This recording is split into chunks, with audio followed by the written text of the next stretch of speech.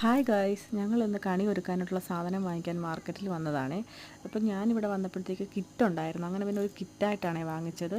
അപ്പോൾ കിറ്റിനകത്ത് ഇല്ലാത്ത സാധനം ഞങ്ങൾ സെപ്പറേറ്റ് എടുത്തു. ഞാനാണെങ്കിൽ ഒരു തണ്ണിമത്തൻ എടുത്തായിരുന്നു. തണ്ണിമത്തൻ എടുത്തിട്ട് തൂക്കാനായിട്ട് കൊടുക്കുകയാണ്. പിന്നെ അതിന് ശേഷം ഞാൻ മുന്തിരിങ്ങ എടുത്തായിരുന്നു. അത് കറുത്ത മുന്തിരിങ്ങ ഇല്ലായിരുന്നു. അങ്ങനെ കറുത്ത മുന്തിരിങ്ങ എടുത്തതിന് ശേഷം ഞങ്ങളങ്ങനെ വീട്ടിൽ വന്നതിന് ശേഷം കണി ഒരുക്കാനായിട്ട് പോവുകയാണ്. അങ്ങനെ കൃഷ്ണ വിഗ്രഹമൊക്കെ വെച്ചു, ഒരു പാത്രമെല്ലാം ചേട്ടൻ സെറ്റ് ചെയ്ത് വെച്ചിട്ട് ചേട്ടനാണ് കണിയൊക്കെ ഒരുക്കുന്നത്. അപ്പോൾ തേങ്ങ രണ്ടായിട്ട് പിളർന്ന് വെച്ചിട്ടുണ്ട്. പിന്നാണെങ്കിൽ കടച്ചക്ക, പിന്നെ മത്തങ്ങ, പിന്നാണെങ്കിൽ വെള്ളരിക്ക എല്ലാം വെച്ചിട്ടുണ്ട്. നമ്മൾ കിറ്റ് മേടിച്ചതിൻ്റെ പേര് എല്ലാ സാധനവും ഓരോന്ന് വെച്ചേ ഉള്ളായിരുന്നേ. അപ്പോൾ പിന്നെ ഏട്ടനിപ്പം പഴം വെച്ചു. പിന്നാണെങ്കിൽ പഴുത്ത മാങ്ങയാണ് വെക്കുന്നത്. അത് രണ്ടെണ്ണമേ ഉള്ളായിരുന്നേ.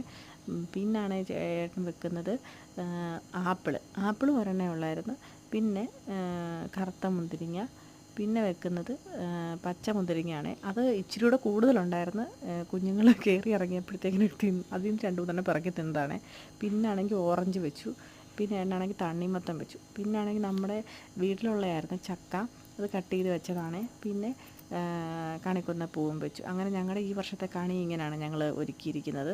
പിന്നെ വിളക്കും എല്ലാം റെഡിയാക്കി വെച്ചിട്ടുണ്ട്. പിന്നെ ഞങ്ങൾ കണ്ണാടി വെക്കാൻ മറന്നു പോയിരുന്നു. അങ്ങനെ കണ്ണാടിയും വെച്ചു, പൈസയും നാണയവും എല്ലാം വെച്ചു. അങ്ങനെ ഈ വർഷത്തെ കണി ഇങ്ങനെയാണ്. അപ്പോൾ എല്ലാവർക്കും ഞങ്ങളുടെ ഹാപ്പി വിഷു.